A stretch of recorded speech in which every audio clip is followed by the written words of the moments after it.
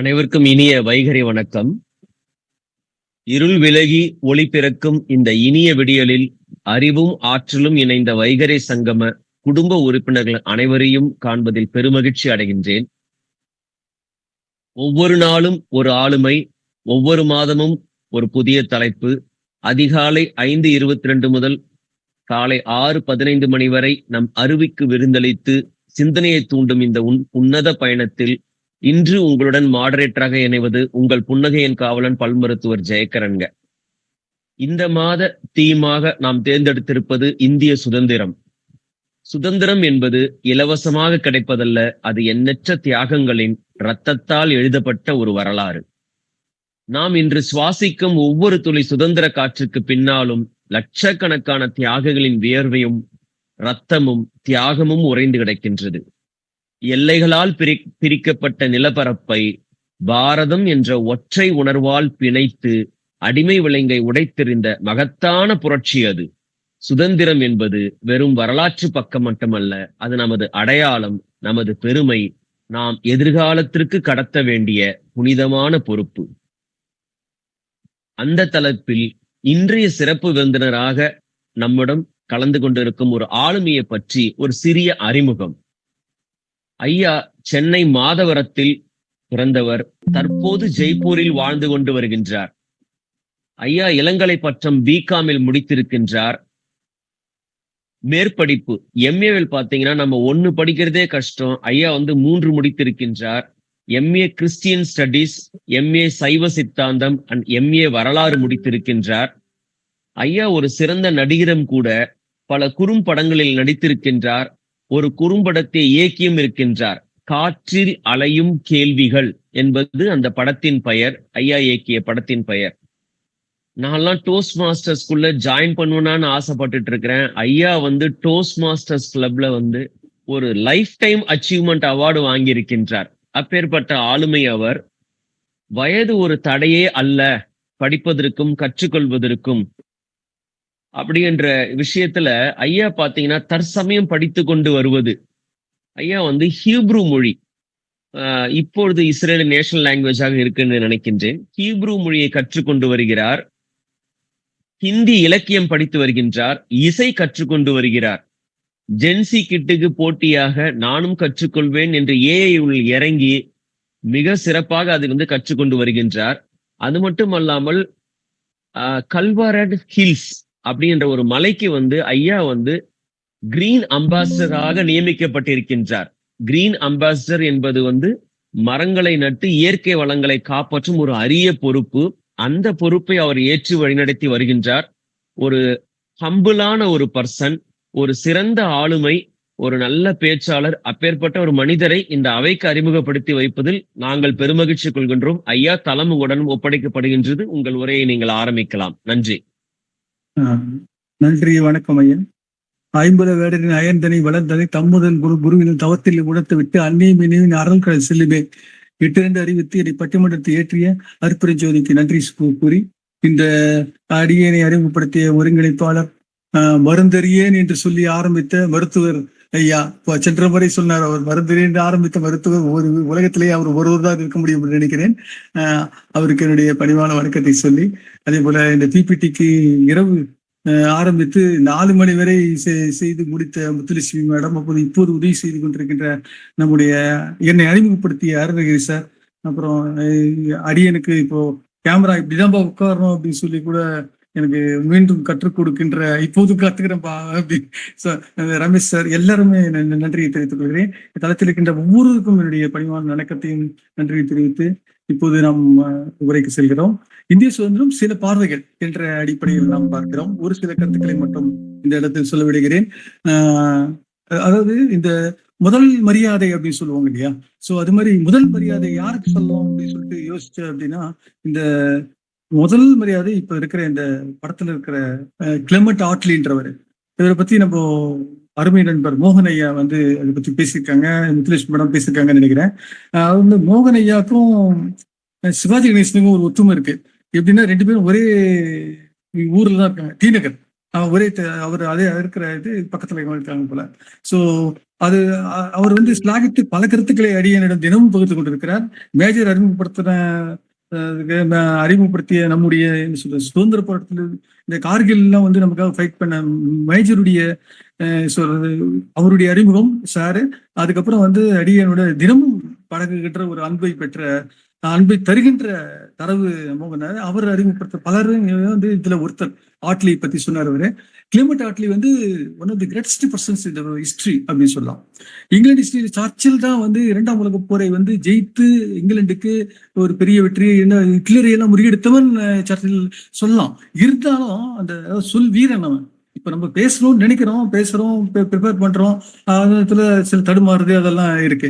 But அவர் வந்து எப்படின்னா ஃபுல்லா ப்ரிப்பேர் பண்ணிட்டு அவர் வந்து முன்னாடியே எழுதி வரான். இந்த இடத்தில் கைத்தட்டல், அதாவது அந்த இடத்துல அவர் எங்க கைத்தட்டல் சொன்னா அந்த இடத்துல கைத்தட்டுவாங்க. ஸோ அப்படிப்பட்ட ஒரு பேச்சாளர், அப்படிப்பட்ட ஒரு வீரர். அவர் வந்து என்ன செஞ்சாரு அப்படின்னாக்கா அவரை எதிர்த்து போட்டியிட்டு அதுக்கப்புறம் ஜெயித்தவர் கிளெமெண்ட் அட்லி. எப்போ வேர்ல்டு வார்ல ஜெயிச்சு கொடுத்த அவரே வெற்றி எடுத்தவர். இப்படிப்பட்ட கிளெமெண்ட் அட்லியை வந்து ஒரு இடத்துல சந்திக்கிறாரு. எங்க சந்திக்கிறாரு அப்படின்னா நம்ம ஜவஹர்லால் நேரு ஹைட் பார்க்ன்ற ஒரு இடத்துல இங்கிலாந்துல இருக்கு, லண்டன்ல இருக்கு. அது அங்க என்ன ஒரு விசேஷம்னா அங்க வந்து யார் ஒண்ணா என்ன ஒண்ணா சுதந்திரமா பேசலாம். இப்போ நம்ம சுதந்திரம் நம்ம பேர் வச்சிருக்கோம் நம்ம இதுக்கு வந்து. ஆனா வந்து அந்த இடத்துல எந்த விதமான ரெஸ்ட்ரிக்ஷன் இல்லை, இது டிரான்ஸ்பரண்டா பேசலான்ற ஒரு இது அந்த இடத்துல அனுமதிச்சாங்க. சோ அதுக்கப்புறம் அந்த இடத்துல நேரு பேசினே இருக்கும்போது வந்து சில பேர் கை தட்டுறாங்க. நம்ம அருமை நண்பர் மலேசியா அம்மா வந்து நம்ம பேசும்போது உற்சாகப்படுத்துவாங்க, எப்பவுமே எல்லாரையுமே உற்சாகப்படுத்துவாங்க. ஸோ அது வந்து அவங்களுக்கு நன்றி. அதே போல அந்த போல அவரை வந்து நிறைய பேர் உற்சாகப்படுத்தினாங்க. ஒரு நண்பர் வந்து ரொம்ப கை தட்டினே இருக்காரு, யார் இவருன்னு தெரியல. அப்புறம் பேசி முடிச்சுட்டு வராரு, வந்த உடனே பார்த்தால் உடனே வந்து அவர் கை கொடுக்குறாரு. கை கொடுத்துட்டு வந்து இந்தியா சுதந்திரம் அடையணும், சீக்கிரம் கொடுக்கணும், இதுதான் தலைப்பு. நம்ம இதே தலைப்பு தான் அவர் வந்து பேசியிருக்காரு. யாரு நேரு பேசி முடிச்ச பிறகு வாட் ஹேப்பன்ட், அவர் கை கொடுத்த பிறகு சொல்றாரு இந்தியா வில் கெட் இண்டிபெண்டன்ஸ் வந்து 1947ல ஆகஸ்ட் அந்த ஏரியா இந்த 1947 சுதந்திரம் கொடுத்து உங்களுக்கு நாங்கள் கொடுத்து விடுவோம், நான் உனக்கு கொடுத்து விடுவேன் அப்படின்னு சொல்றாரு. ஐயா நீங்க யாருன்னு கேக்குறாரு நேரு. அவருக்கு தெரியாது யாருன்னு. நான் தான்ப்பா லேபர் இதுல பார்ட்டியில இருக்கிற நான் வந்து ஆட்லின்றவரு, நான் வந்து அடுத்த பிரைம் மினிஸ்டர் நான் தான் அப்படின்னு சொல்லிட்டு உறுதியாக சொல்லுகிறார். எலெக்ஷன் வரப்போகுது. அப்ப சர்ச்சில் உச்சியில இருக்காரு. ஆனாலும் ஒரு நம்பிக்கை ஒளியோட அவரு பேசினாரு. உடனே அதுக்கப்புறம் 2 பேர் ஃப்ரெண்ட் ஆனாங்க. One of the important reasons of British speech வந்து ரொம்ப முக்கியமான ஸ்பீச் அப்படின்னு சொல்லுவாங்க நம்ம உலக ஹிஸ்டரியில. அதே போல ஹைட் பார்க்ல வந்து நம்ம நேரு பேசுனது ரொம்ப முக்கியமான ஒரு வரலாற்று திருப்பம். ஸோ அந்த அளவுக்கு பெருமை பெற்ற அவரை நாம் முதல் மரியாதை செய்கிறோம், விளங்குகிறோம். அடுத்து வந்து நேற்றைய தினம் அந்த ஆகஸ்ட் 9 குவிட் இந்தியா மூவ்மெண்ட், அதை பத்தி நம்ம சொல்ல வேண்டியிருக்கு. Next slide sir. Quit India movement அது வந்து ஆகஸ்ட் 9 நடந்தது குவிட் இந்தியா மூவ்மெண்ட். அதுல வந்து என்ன நடந்தது அப்படின்னாக்கா மிக முக்கியமான விஷயம், அந்த மக்கள் எல்லாரையும் ஒன்று சேர்த்த அந்த மாபெரும் ஒரு காரியம் நடந்தது. நேற்றைய தினம் ஆகஸ்ட் 8ஆம் தேதி ஆரம்பிச்சாங்க. அப்புறம் இன்னைக்கு அதாவது இதே நாள் அந்த ஹிஸ்டரியில அவங்க ஆகஸ்ட் 9, 10 ரொம்ப தீவிரமாக போய் சென்றது. ஸோ அந்த நேரத்துல வந்து அவரு காந்தி வந்து பங்கேற்றார். காந்தி பங்கேற்றது மட்டும் இல்லாமல் அவர் வந்து மிகப்பெரிய அந்த ஒரு உருவத்தை, அதாவது இந்தியா வந்து போராட்டத்தினுடைய மறு உருவத்தை கண்டது. ஆக குவிட் இந்தியா மூவ்மெண்ட்டுக்கு பிறகு அந்த குவிட் இந்தியா மூவ்மெண்ட் அந்த தலைப்பை கொடுத்தது யாருன்னா யூசுப் மெல்சிலின்றவரு. அவர் தான் வந்து நம்ம ரொம்ப என்ன சொல்றது காந்தி ரொம்ப பாராட்டினவரு. அவர் என்ன செஞ்சாருன்னா அவர் வந்து இது மாதிரி இந்த தலைப்பை வச்சுக்கலாம் அப்படின்னாரு. காந்தி உடனே அக்செப்ட் பண்ணிட்டாரு. அதுக்கப்புறம் இந்த எப்படி தீம் இந்த ஸ்பீச்சுக்கு ஒரு இது கொடுத்தாரு, பேர் கொடுத்தாரு. காந்தி தான் அந்த பேர் கொடுத்தது. காந்தி பேர் கொடுத்த பேரு தான் டூ ஆர் டை அப்படின்றது. சோ இந்த விஷயத்துல வந்து அவர் காந்தி சொன்ன கருத்துடைய சாராம்சம், காந்தி சொல்ல வேண்டிய நாம் புரிந்து கொள்ள சாராம்சம் இதுதான். அது வந்து do or die sir. Do or die and first thing is do and die and second thing is do and die and the third thing is do till you die. இந்த 3 அடிப்படையில் தான் அவர் பேசினார். அதாவது இதுல சுருக்கமா திருமூலர்ல இருந்து நம்ம சொல்றோம். இதை எப்படி விளக்கலாம் அப்படின்னா திருமூலர் என்ன சொல்றாங்கன்னா வந்து 3 things, அதாவது 4 things சொல்லலாம். எப்படி மக்களை வந்து 3-4 விதம் பிரிக்கிறார். ஒண்ணு வந்து தீவிரம், 2வது அதி தீவிரம், 3வது வந்து அதாவது மந்தம், 4வது வந்து அசம்பந்தம் அப்படி சொல்லலாம். அது ரொம்ப மந்தம். ஸோ நம்ம வந்து இதுல நம்ம எந்த நிலையில இருக்கோம் நமக்கு தெரியும், நம்ம எந்த நிலைக்கு போகணுன்றது தெரியும். காந்தி என்ன சொல்றாரு இந்த இடத்துல வந்து தீவிரத்தை கொண்டு வர வேண்டும், ஐக்கியத்தை கொண்டு வர வேண்டும் என்றால் அதே போல இருந்தது. 1942 அந்த இயர் பூராவே ரொம்ப பெரிய ஒரு முக்கியமான வருஷமா இருக்கு. அதற்கு பிறகு நம்ம சந்திக்கிறது வந்து இந்த இடத்துல நம்ம சந்திக்கக்கூடிய நான் சொல்ல விரும்புறது, மோகன் சார் வந்து இதை பத்தி தீசிஸே எழுதியிருக்காங்கன்னு சொன்னாங்க. அந்த வைஸ் இந்த இப்ப ஒரு லார்டு லிம்தோன்னு சொல்லிட்டு ஒருத்தர், அவர் தான் வந்து அவரு காந்தியை அரெஸ்ட் பண்ண டூ ஆர் டை சொன்னோம். அதுக்கப்புறம் வந்து டூ ஆர் டைன்றது ரொம்ப முக்கியமான ஒரு கான்செப்ட். அந்த இடத்துல வந்து எழுச்சி ஏற்படுத்திச்சு. மிகப்பெரிய இந்தியா பூரா ஒரு எழுச்சி ஏற்படுத்துற ஒரு சின்ன ஒரு வாக்கியம் தான் இது. 3 வார்த்தைகள் தான் இருக்கு. ஆனா வந்து அது வந்து அதாவது டூ என்பதே செயல்ல குறிக்குது இல்லையா? சொல்லில் சிறந்த சொல் வந்து செயல். அந்த செயலை வந்து இழுத்தது, செயலை கொண்டு வந்தது இந்த டூ ஆர் டை என்ற இந்த கருத்து, இந்த ஸ்லோகன் சொல்லலாம். ஸோ அடுத்தது லார்டு லிந்தோ. இவர் வந்து எப்படின்னா, இவர் தான் வைஸ் சான்சலர். அந்த இடத்துல அதிகமான நாட்கள் இவர் தான் வந்து இந்த இந்திய வைஸ்ராயா இருந்தாங்க அப்படின்னு சொல்றாங்க. இவர் தான் வந்து பல காரியங்களே செஞ்சிருக்காங்க. இதை அடக்குனதும் அவர் தான். அதே போல எலெக்ஷன், காங்கிரஸ் இந்தியாவில எலெக்ஷன், ஃபர்ஸ்ட் எலெக்ஷன் கொண்டு வந்து அவர் தான். கான்ஸ்டிடியூஷன் ஆஃப் இந்தியா அப்படின்றத ஆரம்பிச்சதும் அவர் தான். இது போல பல காரியங்களை அவர் செய்திருக்கிறார். அதனால அவர் ரொம்ப முக்கியமானவர். அடுத்த ஸ்லைடு. காந்தி வந்து ரொம்ப காந்தியை தேடி நிறைய பேர் வந்திருக்காங்க. நிறைய பேர் அவரை போராடுறாங்க. யார் வந்திருக்காங்கன்னா, இங்கிலாந்துல இருந்து அங்க போராடிய அங்க இருக்கின்ற வீரர், இந்தியாவை எதிர்த்து மொத்த ஊர்களை எதிர்த்து போராடக்கூடிய அட்மிரல், அவங்களுடைய பொண்ணு மீராபென், அதே போல அவங்களுடைய தோழி, இவங்கெல்லாம் காந்தியுடைய சீடர்கள் ஆயிட்டாங்க. காந்திக்கு மொத்தம் 12 சீடர்கள், இயேசுக்கு 12 சீடர்கள் போல காந்திக்கு 12 சீடர்கள் நாங்க முக்கியமா. அதுல வந்து இவங்க பெண் சீடர்கள் சொல்லலாம். இவங்க வந்து அப்படி ஒரு சப்போர்ட் காந்தியோட சேர்ந்து, என்னுடைய ஆசிரமம் ரொம்ப கஷ்டமா இருக்குமே அப்படின்னு சொல்லிட்டு மீராபென் கிட்ட சொல்றாங்க. வந்து I want to serve you, I want to be a serving one அப்படின்னு சொல்லிட்டு காந்தி கிட்ட சொல்றாங்க. வேணாமா, இதெல்லாம் கஷ்டமா, நீ வந்து பெரிய ரிச் எலைட்டு ஃபேமிலி, அதுவும் இங்கிலாந்து இருந்தீங்க, இங்க போய் என்னுடைய ஆசிரமம் வந்து ரொம்ப சின்னது, இது போய் நீங்க எல்லாம் வந்து வேலைக்கு ஆகாது அப்படின்னா சொல்றாரு. அதெல்லாம் கிடையாது, நான் சர்வீஸ் பண்ணி தான் தருவேன், என்னுடைய வாழ்நாள் உங்களுக்காக அதாவது இந்த இந்தியாவுக்காக அர்ப்பணிக்கிறேன் அப்படின்னு சொன்னாங்க. அதே போல இங்கிலாந்து போயிட்டு இந்தமா வந்து ஒரு தோழிகளை சேர்ந்து கான்ட்ரிபியூஷன், அப்புறம் வந்து இந்தியாவுக்காக பல காரியங்களை செய்ததையும் புத்தகங்கள் பல எழுதியிருக்கிறார்கள் நினைக்கிறோம். வந்து ரொம்ப சந்தோஷம். அடுத்தது சிஸ்டர் நிவேதிதா. இவங்களை பத்தி, சிஸ்டர் விவேகானந்தருடைய சீடர். அதாவது ஒரு பாரம்பரியமே உருவாயிருக்குன்னு சொல்லலாம். ராமகிருஷ்ண பரமஹம்சர் அவர் தான் குரு. அப்புறம் வந்து அதற்கு பிறகு வந்தவர், அதாவது அவருடைய சீடர் தான் இப்போ நம்ம பார்க்கிற விவேகானந்தர். அதுக்கப்புறம் அவங்களுடைய சீடர் வந்து நிவேதிதா. அதுக்கப்புறம் வந்து நிவேதிதாவுடைய சீடர் அவரை ஞானகுரியாக ஏற்றுக்கொண்டவர் பாரதி. பாரதியினுடைய சீடர் நமக்கு தெரியும், பாரதிதாசன். பாரதிதாசனுடைய சீடர் யாருன்னா நம்ம வந்து பட்டுக்கோட்டை கல்யாண சுந்தரம். பட்டுக்கோட்டை கல்யாண சுந்தரம் வந்து ஒரு கவிதை எழுதும் போதே, தூங்காத தம்பி தூங்காத எழுதுறாரு. தஞ்சாவூர்ல இப்போ கூட எழுதுன அந்த ஒரிஜினல் இருக்கு. அதுல வந்து எழுதுறதுக்கு முன்னாலே என்ன எழுதுறாருன்னா, அந்த கவிதை எழுத்துக்கு முன்னால, அந்த பாடல் எழுத்துக்கு முன்னால, வாழ்க பாரதிதாசன் என்று தன்னுடைய குருவை நினைத்துதான் எழுதுவார். அப்படிப்பட்ட ஒரு குரு அருள் பெற்றவர் பட்டுக்கோட்டை கல்யாண சுந்தரம். பாட்டுக்கோட்டையாக விளங்கிய பட்டுக்கோட்டை கல்யாண சுந்தரம். அவர் வந்து இந்த யாரை ஏற்றுக்கொண்டார் என்றால் பாரதிதாசனை குருவாக ஏற்றார். பாரதிதாசன் பாரதியை குருவாக ஏற்று, பாரதி வந்து இதோ இருக்கு இதை பார்க்கின்ற இந்த சிஸ்டர் நிவேதா, இவங்க வந்து அயர்லாந்துல இருந்து வந்தவங்க. அவங்க வந்து விவேகானந்தருடைய ஆணைக்கிறங்க சிஷ்டியாக மாறி இந்துவாக, அதாவது அவங்களுடைய அந்த பெயரை கூட மாற்றி வச்சுட்டாரு. அவங்க வந்து என்லைட்டன் ஒன் என்று, அவேக்கண்ட் ஒன் என்ற அர்த்தம் என்று விவேகானந்தர் கூறுகிறார். நிவேதிட்ட அவங்க பல புத்தகங்களை இருக்கிறார்கள். அப்புறம் வந்து இந்தியாவுக்கு அவங்க எல்லாரையும் எதிர்த்து மற்ற எல்லாரையும் விட போராடி இருக்கிறார்கள். அவங்க வாழ்க்கையே வந்து போராட்டம்னா. அவங்க பாரதிய காசியில சந்திக்கும் போது முதல் கேள்வி, எங்கப்பா நீ வந்து உங்களுடைய திருமதி உங்க துணைவியார் எல்லாம் கூட்டு வர மாட்டியா அப்படின்னு கேக்குறாங்க.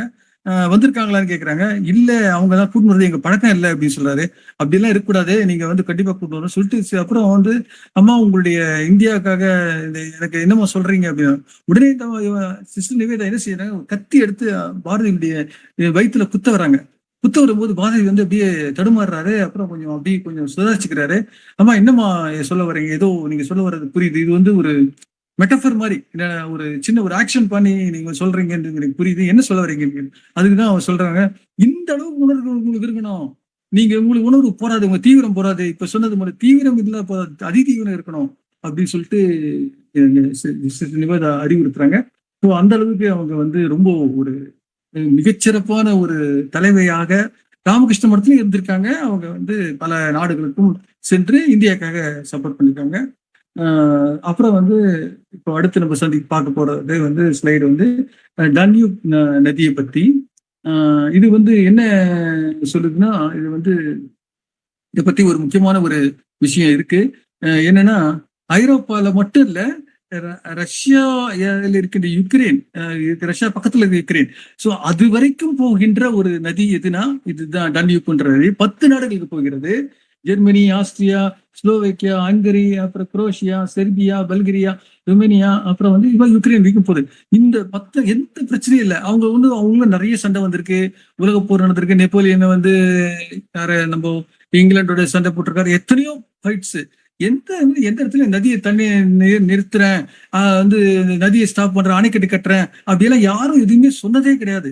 அந்த 10 நாள் அழகா போகுது, எல்லாம் 10 நாள் அருமையா எல்லா மக்களும் விவசாயம் நல்லபடியா நடக்குது. ஸோ அதே போல இங்க சமீபத்துல இப்ப பக்கத்துலயே நம்ம இருக்க பாகிஸ்தான், அப்புறம் வந்து அங்க சிந்து நதி, அங்க தண்ணி வந்து நம்ம இந்தியாவுக்கும் பாகிஸ்தான் ஷேர் போயின்னு தான் இருக்கு, எந்த பிரச்சனையும் இல்லை. அதே போல அதே போல பிரம்மபுத்திரா நதி இந்தியால இருக்கிற இந்தியா இருந்து புறப்படுகிற நதி. அது வந்து நதிகள்லயே எல்லா நதிகளுக்கும் இந்தியா பொறுத்த வரைக்கும் வந்து பெண்களுடைய பெண் பெயர் தான், ஃபிமேல் நேம்ஸ் தான் இருக்கும். ஆனா ஆண் பெயர் கொண்ட ஒரே ஒரு நதி பிரம்மபுத்திரான்னு சொல்றாங்க. சோ பிரம்மக்கு புத்திரனம் அந்த நதி. சோ அந்த நதி வந்து சீனா வரைக்கும் போகுது, எந்த பிரச்சனையும் இல்லை. இது அவங்க இந்தியா 1962 சண்டெல்லாம் நடந்து இந்தியாவுக்கும் நமக்கும் அவங்களுக்கும் வந்து, ஆனா அப்போ கூட எந்த காழ்ப்புணர்வோ எந்த வெறுப்போ எதுவும் இல்லை. சோ இதுல இருந்து நம்ம வந்து ஒரு விஷயத்தை நம்ம புரிஞ்சுக்கிறோம், என்னன்னா இந்த நதிகள் காட்டுப்பாடு, நதி போல ஓடிக்கொண்டு அப்படின்ற மாதிரி உணர்வதும். அதே போல நம்ம ஏஆர் ரஹ்மான் வந்து ஆஸ்கார் பிரைஸ் வாங்கும் போது அவர் சொன்னாரு வந்து, நீங்கள் ஏற்புரை அவர் சொல்லும் போது சொன்னாரு வந்து, நீங்கள் என்ன ஒரு ஒரு நிமிடங்கள் கொடுப்பாங்க இல்லையா, அது மாதிரி அப்ப ஏற்புரை சொன்னாரு. நான் வந்து எனக்கு வந்து எனக்கு முன்னாள் 2 சாய்ஸ் இருந்தது. I got 2 choices before you. One is love, another is hate. I have chosen the first one. அதாவது அன்பையும் வெறுப்பையும் என் முன்னால் இருக்கிற என்னுடைய சாய்ஸாக, தேர்வுகளாக இருக்கிறது. ஆனால் நான் சூஸ் பண்ணது எதனா, அன்பை சூஸ் பண்றேன். சோ அந்த அன்பை வந்து விதைப்போம். அதுதான் இந்த நதி காட்டும் பாடம். இந்த ஐரோப்பாவில் இருக்கின்ற கற்றுக்கொண்ட பாடத்தை நாமும் கற்றுக்கொள்வோம், கர்நாடகாவுக்கும் நாம் கற்றுக் கொடுப்போம் என்று கூறுகிறேன். இந்த நேரத்தில் அந்த பிரச்சனை எதுவும் இல்லாம இருந்து விவசாயிகள்லாம் வந்து ரொம்ப சிரமப்படுறாங்கலாம் அறிகிறோம். அவங்க எல்லாம் வந்து அந்த கண்ணீர் எல்லாம் தண்ணீர் வரட்டும் என்று நாம் பிரார்த்தனை செய்வோம். அடுத்து வந்து நம்ம இந்த ஒரு பையன், சின்ன வயசு பையன், 15 வயசு பையன். இவன் வந்து இப்போ சமீபத்துல வந்து இதுல செலக்ட் ஆயிருக்காரு. எதுனா அண்டார்டிகாவுக்கு போயிட்டு எக்ஸ்பெடிஷன். அதுல 10 நாடுகள் எல்லாம் போகுது, உலக நாடுகள். இவன் வயசு பையன். அவங்களோட சேர்ந்து இந்த தம்பி செலக்ட் பண்ணி இவங்க போறாங்க. தம்பி ஒரு முகேஷ் வந்து முகேஷ் நினைக்கிறேன், அந்த செஸ் சாம்பியனா 18 வயசுல ஆனணும். அதே போல வந்து பலர் இப்போ நம்ம ஜெயக்கர் சொல்லும் போது ஜென்னிசன் சொல்லுவாங்கல்ல, அது மாதிரி வந்து ரொம்ப சின்ன வயசுல இந்த யூத் எல்லாம் வந்து குடிகட்டி பறக்குறாங்க. இவர் அண்டார்டிகால போய் குடிகட்டி பறக்க போறாரு. Along with not only that, அந்த 10 நாடுகளுடைய இதே வயசு பசங்க எல்லாம் வராங்க, அவங்க ஊருக்கெல்லாம் வராங்க. ஸோ அவங்க வந்து அந்த இடத்துல ரொம்ப மகிழ்ச்சியா அவங்க வந்து அந்த டைம் இருக்கணும்னு சொல்லிட்டு அவங்க திரும்பி சேஃபா திரும்பி வரணும்னு நம்ம வாழ்த்துவோம். அந்த பனிமழை பொழிகிறது அப்படின்னு பாடுவாங்களே, அந்த பனிமழையில வந்து சந்திக்க போறாரு அவரு. அடுத்து இன்னொரு இது வந்து ரொம்ப முக்கியம். இது வந்து இந்த ஸ்பீச் வந்து நம்ம டாக்டர் ஜெயகரன் டெடிகேட் பண்ணலாம்னு நினைக்கிறேன். ஏன்னா இது வந்து இப்ப நான் காமிச்சிருக்கிறது ஈபுர்ல இருக்கக்கூடிய ஒரு கடைசி 21வது எழுத்து. இது வந்து சின்னு சொல்றாங்க, அப்புறம் ஷின்னு சொல்றாங்க. அதாவது வந்து ஒரு பக்கம் வந்து பாவம் சொல்லலாம், ஒரு பிரகாஷ் சொல்லலாம். இது வந்து பல்லு சிம்பிள் ஒண்ணு இருக்கும். இதனுடைய விளக்கம் வந்து பல்லு. சோ இது வந்து பல்லு போல இருக்கும் என்பதான் பல்ல காமிக்கிறாங்க. சோ இது வந்து என்னன்னா, இது வந்து 21வது எழுத்து முக்கியம். 21 வந்து 3, 6, 9 தெரியும் நமக்கு.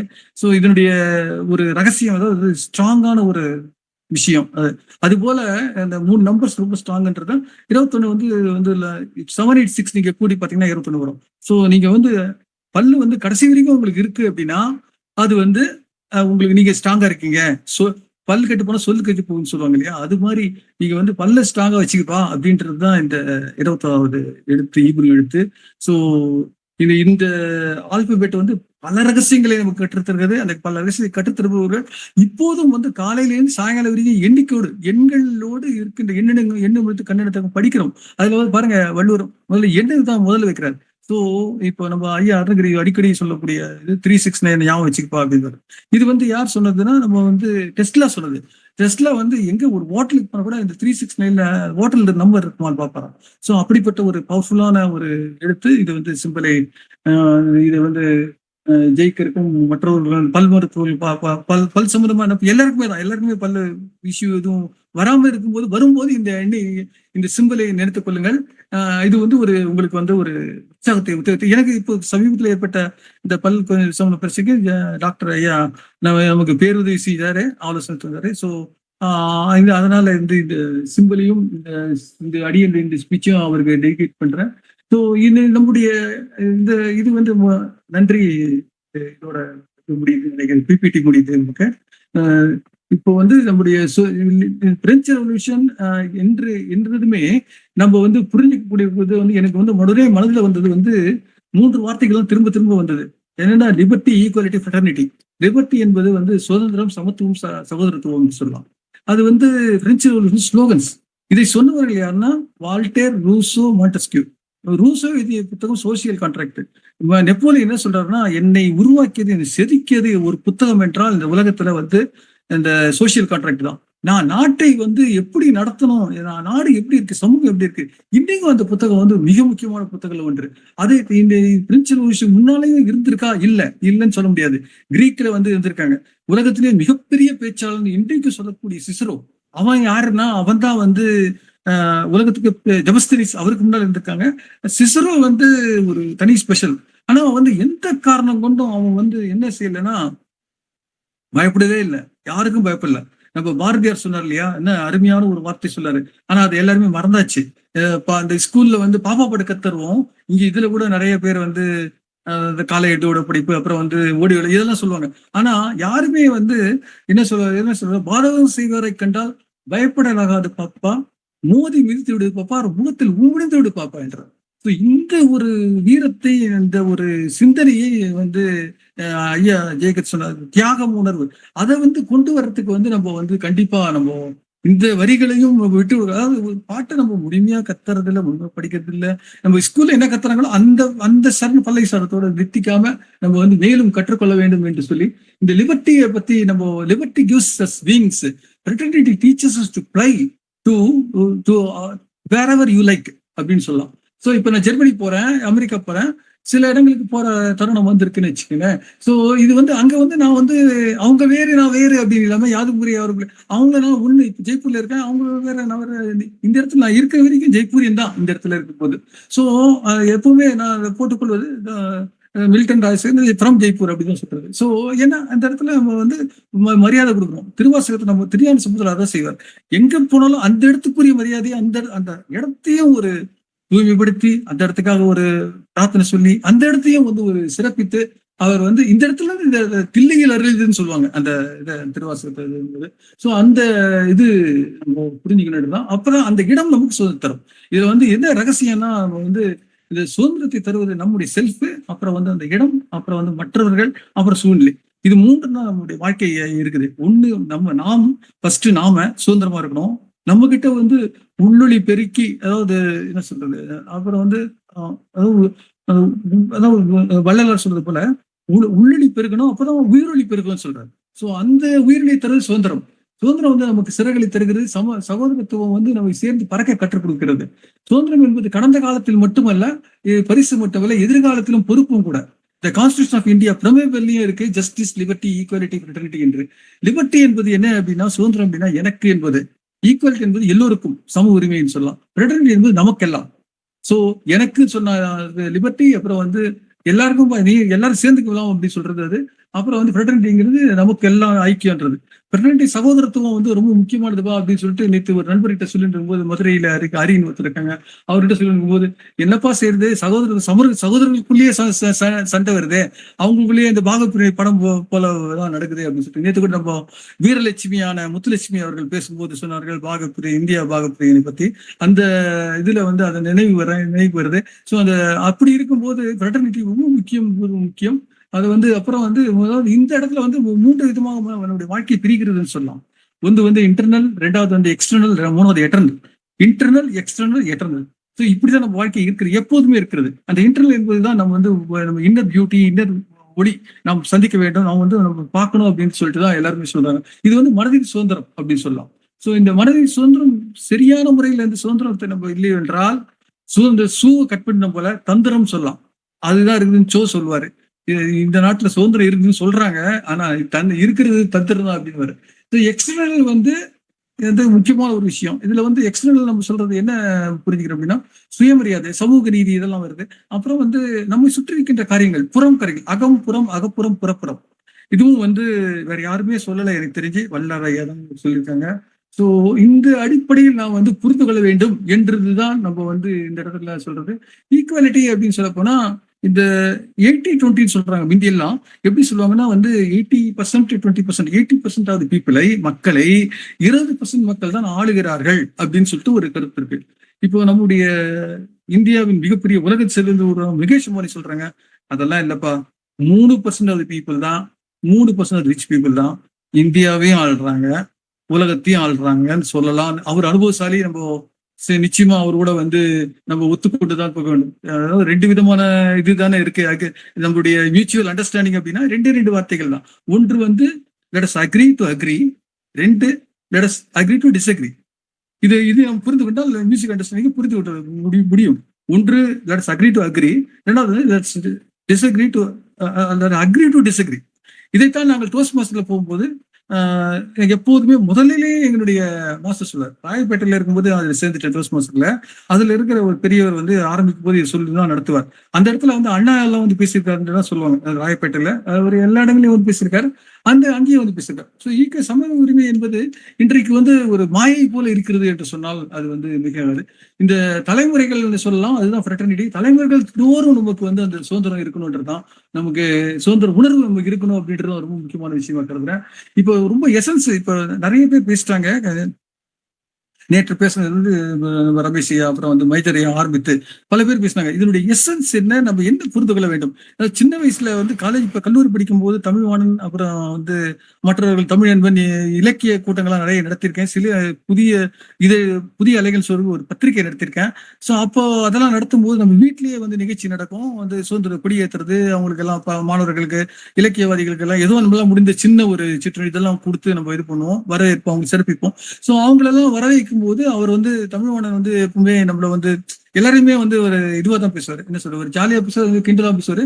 அப்போ வந்து அவர் சொல்லுவாரு, என்ன சொல்லுவாருன்னா வந்து வந்து எல்லாரும் வந்து கடவுள் துணை அப்படின்னு சொல்றாங்க, தாய் தந்தை சொல்லுவாங்க, அவர் மட்டும்தான் கொஞ்சம் வித்தியாசமா துணிவே துணை அப்படின்னு சொல்லுவாரு.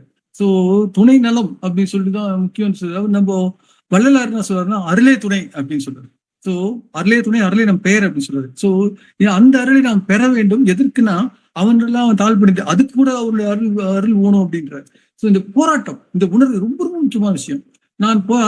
நான் வந்து ஓட்டத்தை முடித்தேன், போராடினேன், நல்ல வாழ்க்கையை முடித்தேன், போராடினேன் சொல்லிட்டு யார் சொல்றா? பவுல். கடைசியில when he is dying, when he is about to die, அவர் வந்து do or die அவரும் ஒரு பொருத்தமான example. He is fighting till his death, and that is one of the very important reasons which is the name is still நம்ம மனசுல வந்து பதிவு ஆயிருக்கிறது. Challenge, change, manage அப்படின்னு சொல்லலாம். இந்த நம்ம போராட்ட உணர்வை சொல்லலாம். உலகத்திலேயே மிகப்பெரிய போராட்டக்காரர்ல ஒருத்தரை நான் பாக்குறது யாருன்னா ஜேக்கப்ன்ற ஒருத்தன். அவன் வந்து கடவுளோட போராடினவன். அந்த இரவு முழுதும் வந்து கடவுளோட ஃபைட் பண்றாரு அப்படின்னு சொல்லிட்டு 32வது அதிகாரத்தை ஆதிகாமத்துல வருது. அதுல வந்து அவர் சொல்றது என்னன்னா, கடைசியில அவர் வந்து பினிஷிங் சென்டென்ஸ், இப்போ கடைசியா கன்க்ளூடிங் வேர்ட் சொல்லுங்களேன், அதை வந்து கன்க்ளூடிங் வேர்ட் சொல்றாரு. ரொம்ப முக்கியமா வந்து அதாவது நம்ம சாராம்சத்தை வந்து அப்படியே சொல்றாரு. அவர் என்ன சொல்றாருன்னா, நீ வந்து கடவுள் சொல்றாரு யாருக்கிட்ட, அந்த ஜேக்கப் கிட்ட சண்டை போட்டாரு. அந்த 2 பேரும் வந்து ஜேக்கப் அடிச்சிடறாருன்னு வச்சுங்க. கடவுள் வந்து என்ன சொல்றாருன்னா, நீ வந்து கடவுளோடும் போராடினாய், மனிதர்களோடும் போராடினாய், எல்லோரோடும் போராடினாய், அதனால உன் பேர் வந்து இன்னையில இருந்து உனக்கு பேர் இஸ்ரேல், ஜேக்கப் கிடையாது அப்படின்னு சொல்றாரு. அப்படின்னு சொல்லும் போது அவர்கிட்ட இருந்து நம்ம கத்துக்கிறோம். இது வந்து ரொம்ப ஒரு முக்கியமான ஒரு இது. நெட்வொர்க்கிங் எல்லாம் இன்னைக்கு பண்றாங்க, நிறைய சேல்ஸ் மார்க்கெட்டிங் இதெல்லாம் நிறைய பண்றாங்க. அதுல கூட அடியேன் கலந்து கொண்டிருக்கேன். லூகாஸ் டிஎஸ்ல 30 ஆண்டுகளுக்கு மேல ஒர்க் பண்ணியிருக்கேன். அப்புறம் வந்து பல நிறுவனங்களுக்கும் சென்ற ஒரு பாக்கியம் கிடைத்தது. அதுல வந்து நான் அடிக்கடி சொல்லக்கூடியது, இன்றைக்கு பொருந்தக்கூடிய அந்த யூடியூபர்ஸ், இன்ஃபுளுசர்ஸ் அவங்களுக்கும் வந்து சில சமயங்கள்ல யாராவது கூப்பிட்டாங்க, யூனிவர்சிட்டியில கூப்பிட்டாங்க, அப்போ வந்து நான் சொல்லக்கூடியது, to get rich sell on scale, to get rich sell on scale, to sell on scale build leverage, to build leverage create content. To get rich sell on scale, to sell on scale build leverage, to build leverage create content அப்படி சொல்லிட்டு அப்புறம் நான் சொல்றேன்னா, content is the king அப்படின்னு சொல்லிட்டு முக்கியமா சொல்றோம். அந்த கண்டென்ட்டை வந்து நம்ம வந்து எப்பவுமே நம்ம விட்டுறக்கூடாது. தி பிக்கஸ்ட் கிரியேஷன் அப்போ இந்த உலகத்துல வந்து நம்ம வந்து எதுனா அந்த கிரியேஷன் நமக்கு சொல்லி தர பாடங்கள் எதுனா ஐம்பூதங்கள் தான். அந்த ஐம்பூதம் மூலம் அதை செய்யுது.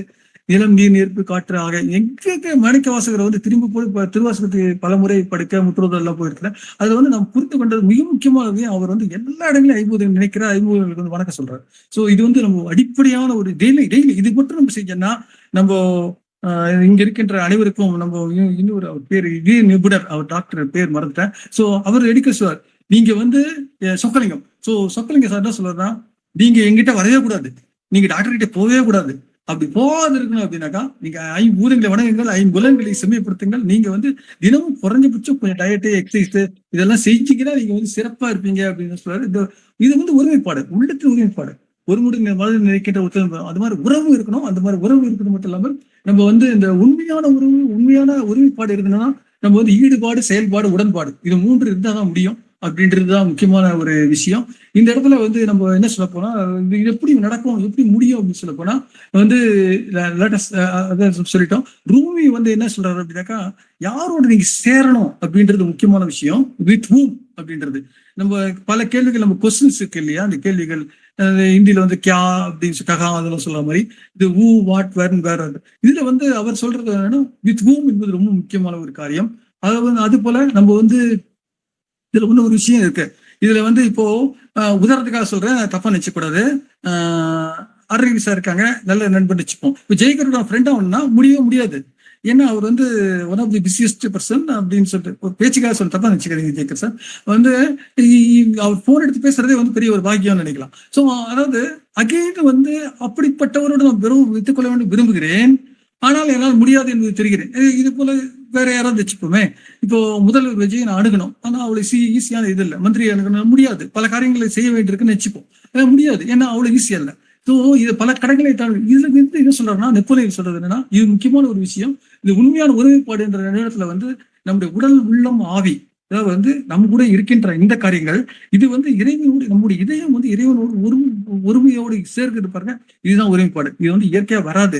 இந்த பிரார்த்தனை பண்றோம், அப்புறம் வந்து பல காரியங்கள் நம்ம செய்யறோம், முயற்சி செய்யறோம். ஆனா பிரார்த்தனை பண்ணும்போது கொஞ்ச நேரம் நம்ம வந்து கலைஞர்றோம், இப்போ அதே நேரத்துல அதே மாதிரி பண்றது ஒரு கன்சிஸ்டன்சி. இதுதான் இப்போ வந்து yoga is the consistency, yoga is the key to all issues சொல்லுவாங்க. Consistency is the key to all issues.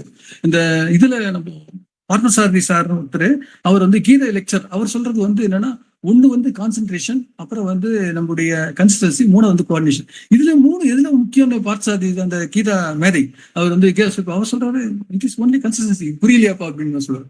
So இந்த கன்சிஸ்டன்சி நம்ம இருப்பதற்கு, நம்முடைய ஒருமைப்பாடு நம்முடைய இருக்கிறதுக்கு நம்ம என்ன செய்யணும்னா, ரூமி சொல்றது என்னன்னா, எதோட நம்ம இருக்கிறோம்ன்றது ஒண்ணு, அப்புறம் வந்து எது நம்ம செய்யணுன்றது முக்கியம். அதை விட முக்கியம் எதை விளக்க வேண்டும், எதை யாரோடு சேர வேண்டும், எதோடு நான் செய்யணும், எதை செய்யக்கூடாது. இது வந்து எதை செய்யக்கூடாது விளக்கணும், யாரோட விளக்கணும்ன்றது, மக்கள் நம்ம சுத்தி இருக்க தேவையில்லாத மக்களை விளக்க வேண்டும் என்பது ரொம்ப ரொம்ப முக்கியமான ஒரு விஷயம்.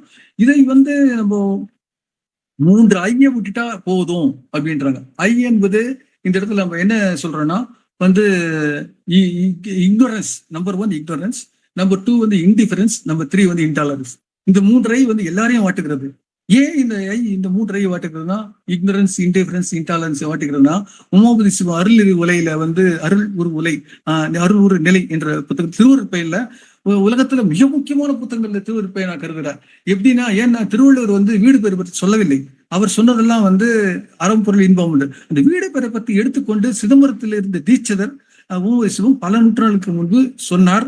அருள் ஒரு நிலை வந்து அந்த அந்த புத்தகத்தை குறிப்பா நீங்க எல்லாமே நெட்ல இருக்கு, இப்ப எல்லாமே இலவசமா கிடைக்குது இல்லையா, சோ படிக்கலாம். அதுல வந்து அந்த 10 பாடல் இருக்கும், மொத்தம் 10 வர்ணிச்சுப்பார் அந்த பாடல்கள் எல்லாம். 100 பாடல்கள் தான். இப்ப முழுக்க முழுக்க வீடு பேரை தவிர வேற எதுவும் பேசவில்லை. அதுல வந்து அவர் சொல்றது வந்து அந்த அருள் நிலையில 3 காரியத்தை நீ விட்டுருப்பா அப்படின்னு. இந்த அக்கிரமம் சொல்றோம் இல்லையா, அது மாதிரி அப்படி சொல்ல மாதிரி ஒன்று அறியாமை, 2வது வந்து அகந்தை, 3வது வந்து அகத்துறை. இது 3 யார் விட்டானோ அவன் தான் வந்து ரொம்ப சிறப்பான ஒரு மனிதனாக இருக்க முடியும்னு சொல்லி இந்த இடத்துல வந்து விழிப்புணர்வு சொல்றாரு.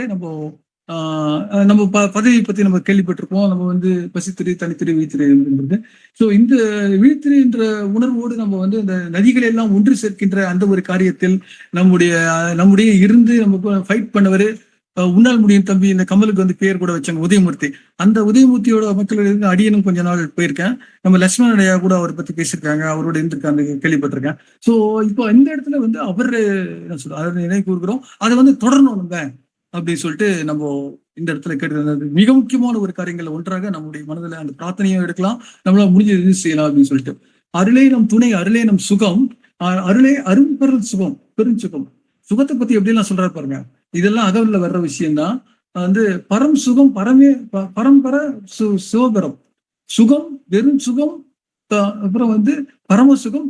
இதெல்லாம் சொல்லிட்டு மட்டும் இல்ல, பெருஞ்சுக வெளி ஒண்ணு இருக்குன்றாரு. யாரே வள்ளலார் தான் அகவல்ல. சிவதுரிய சுகம் இது உலகத்துல யாருமே சொல்ல முடியாது. துரியத்தை பத்தி எல்லாத்த பத்தியும், துரியாதத்தை பத்தி எல்லாம் வேதாத்திரி எல்லாம் எடுத்திருக்காங்க. ஆனா சிவதுரிய சுகம் சொன்னார் பாருங்க, அந்த இடத்துல வந்து அது வந்து வேற லெவல்ல இருக்காங்க. அந்த மருந்துன்னு சொல்றாரு. மருந்து எப்படிப்பட்ட மருந்து இருக்கணும்னு, இது வந்து நீங்க நோய் இருக்கும் போதோ நம்ம பிரச்சனை இருக்கும் எல்லாருக்கும் வரக்கூடியது தானே. திருவருட் மருந்து பிடிச்சிப்பா அப்படின்றாரு, அரிசிவ மருந்து பிடிக்கிறார், ஞானமா மருந்து பிடிக்கிறார், நாட்டிய மருந்து பிடிக்கிறார். கடைசி அப்புறம் சொல்றாரு ஆனந்த மருந்து. அந்த ஆனந்த மருந்து எதுவும் இல்ல, இப்ப இது மாதிரி இந்த வைகரி சங்கம் இதுவும் ஆனந்த மருந்து தான். ஸோ இந்த நேரத்துல இப்ப லோகநாதைய பாடகர் இருக்காருன்னு நினைக்கிறேன். ஸோ அவர் வந்து இந்த இடத்துல கேட்பதே எனக்கு மருந்தாக இருக்கிற அப்படிங்கிறது. ஸோ அவருடைய பாட்டு எனக்கு பாட்டு கத்துறது ஆசானா இருக்காரு அவர் இப்போ. ஏன்னா நான் என்னை பாட சொல்லி வற்புறுத்தி என்னை பாட வச்சது இங்க இருக்கிற மலேசியா அம்மா, ஜானகி அம்மா. இது என்னோட தினமும் பயிற்சி கொடுப்பவர் லோகநாதையா. வந்து அது போல லோகநாதையா குரு யாருன்னா வீரலட்சுமி, முத்துலட்சுமி. அவங்க குரு யாருன்னா கௌமுதி. ஸோ இவங்க எல்லாரும் அனைவருக்குமே வணக்கம் சொல்கிறேன். கீதாஜியினுடைய போயம் 35வது பாடல் சாங் ஆஃப் ஃப்ரீடம் சொல்றாங்க. இந்த பாடல் வந்து சில பள்ளிகள்லாம் சிபிஎஸ்இ வெளியே போர்டில் எழுதி போட்டுருப்பாங்க. வேற the mind is without fear அந்த 8 செல்டை. அதாவது ஃப்ரீடம் சாங்னா எப்படி இருக்கணும் அப்படின்னு சொல்லி நம்ம எவ்வளவு ஃப்ரீடம் சாங் நாகவல்லி மேடம் பாடிய அந்த அருமையான பாடல் வந்து மைண்டுக்குள்ள எப்போதும் ஓடிக்கொண்டே இருக்கிறது. நேற்று கூட நம்ம பாட சொல்லி நம்ம போட்டு கேட்டுக்கொண்டிருந்தேன். Where the mind is without fear in the LD cell day, where knowledge is free, where the world has not been broken up into fragments by narrow deterministic walls. இந்த இடத்துல உலக ஒருமைப்பாடு சொல்ற தாகூர் இதுக்காக தான் நோபல் பிரைஸ் கொடுத்தாங்க அவருக்கு. Where the words come out from the depth of the truth and where the tireless striving stretches its arms towards perfection, where the clear stream of reason has not lost its way into the clear in the dreary desert of the dead habit, where the mind is led forward by the into the ever widening thought and action, and into that heaven of freedom my father let my country அதை into that heaven of freedom my father let my country அதை. என்ன ஒரு அந்த கடவுளை தந்தையா சொல்றது, கடவுள் வேற நான் வேற எங்கேயோ இல்லை, உடனே கனெக்ட் பண்ணிடுறாங்க பாருங்க. இந்த ஒரு வார்த்தை முக்கியமா சொல்ல போனா இந்த என்டையர் திங்லயும் வந்து நம்ம சொல்லக்கூடியது connectivity. I am always connected you அப்படின்றது தான், ஒருத்தருக்கு ஒருத்தர் இருப்பது தான் அந்த உறவும் அந்த மகிழ்ச்சியும் இருக்கணும் அப்படின்றது தான். இந்த இடத்துல அந்த 3 வரிகள் இன்ஃபினிட்டி சாங் காலையில 11 நீங்க கேட்கலாம். இன்ஃபினிட்டி சாங் போட்டீங்கன்னா நீங்க எல்லாமே நெடிசன்ஸ் வரும். அதுல வந்து கடைசியில 3 வரிகள் lead me higher, lead me deeper, lead me beyond கிட்ட சொல்கிறார் அந்த பாடல். அந்த லீட் மீ சொல்லிட்டு அதுக்கப்புறம் சொல்றார், கடைசியில முடிக்கிறார், அதான் punch line, lead me to you. உங்கள் அனைவருக்கும் என்னுடைய பணிவான வணக்கத்தை இந்த ஒருங்கிணைத்த டாக்டருக்கும் அதே போல இருக்கின்ற அறிமுகப்படுத்தி அருணகிரி பிபிடி எல்லாம் உதவிய அருணகிரி எல்லாம் இந்த அடியனை அழைத்த சுமதி மேடம், இதே போல இங்கே ஜாம்பவன் இருக்கின்ற ரமேஷ் சார், அப்புறம் லட்சுமி அப்புறம் வந்து மற்றும் அனைத்து அன்பு உலகங்களுக்கும் எப்போதும் உற்சாகப்படுத்திக் கொண்ட அம்மா, என்னுடைய அம்மா போல இருக்கிறார்கள் தான் என்னுடைய மலேசியா அம்மா. அதே போல அத்தனை பேருக்கும் என்னுடைய பணிவான எங்கள் தங்கமா இருக்கிற தங்கம் சாயராம் என்னுடைய வணக்கத்தை தெரிவித்துக் கொள்கிறேன். அனைவருக்கும் மீண்டும் மீண்டும் வணக்கத்தை தெரிவித்துக் கொள்கிறேன். நன்றி, வணக்கம்.